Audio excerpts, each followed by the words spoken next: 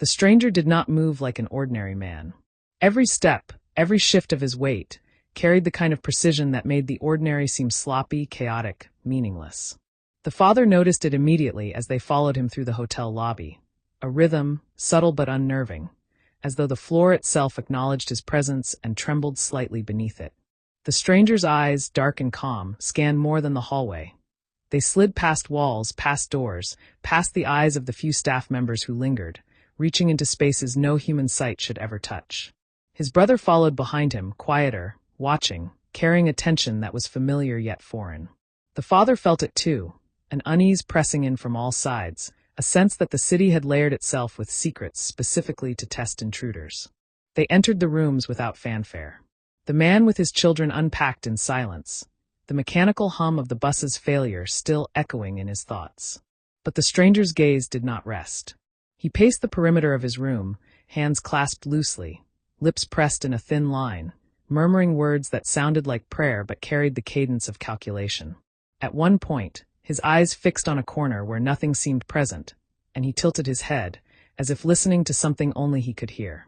The father noticed the faint tremor in the air around the stranger, the way shadows lengthened unnaturally at his presence. He wanted to speak, to ask, but instinct clamped his tongue. This man, this observer of the unseen, was not a guest of chance. He was a force the city itself acknowledged. Later, in the quiet corridor outside the rooms, the stranger explained, though not fully. "I see what is hidden," he said, voice calm, deliberate. "I see things ordinary eyes cannot. Paths, intentions, creatures that bleed in ways humans cannot perceive. Most men would go mad if they glimpsed even a fraction." His brother leaned against the wall silently, nodding once.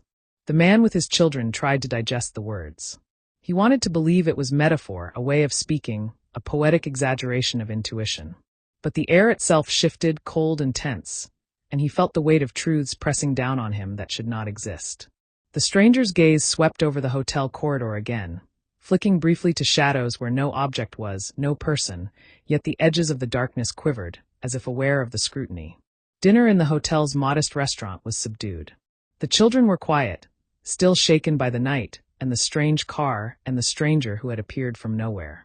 Yet the man could not ignore the way the stranger observed everything. The subtle twitch of the waiter's hand, the almost imperceptible ripple across a vase of flowers, the tremor in the overhead fan. "This city does not sleep as you think it does," the stranger said, almost to himself. "It moves, waits, and feeds in ways you cannot imagine. You arrived by mistake, but mistakes have a way of turning into fates."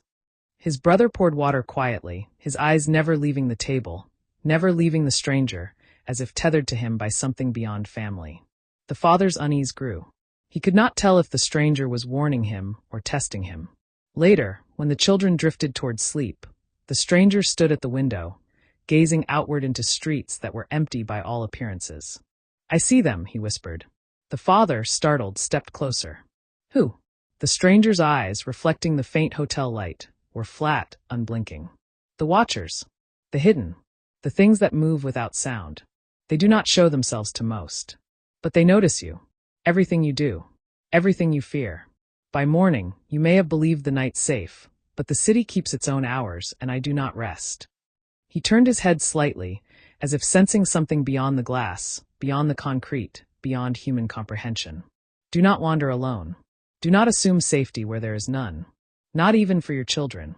The man felt a chill deep in his bones. He realized that the stranger was not simply gifted. He was burdened. The ability to see what others could not was a kind of curse, a lens that cut through illusion and left only truth. The brother remained a silent sentinel, a guard in waiting, eyes trained to detect anomalies invisible to ordinary humans. Together, they exuded a quiet menace, not violent yet inescapably dangerous. They were not evil, perhaps, but they were not ordinary, and in this city, that distinction mattered.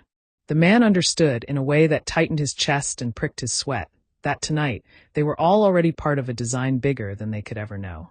As the night deepened, a subtle vibration threaded through the hotel, almost imperceptible but unmistakable. The stranger's eyes flicked toward it, narrowing. "They are stirring," he said simply. No one asked who or what.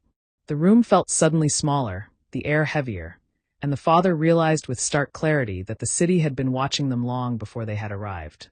The stranger's divine sight, unsettling and unnatural, was the only thing keeping the true horrors at bay, for now. Outside, the shadows thickened, and the darkened streets whispered promises of pain, hunger, and chaos, waiting for the clock to strike 2.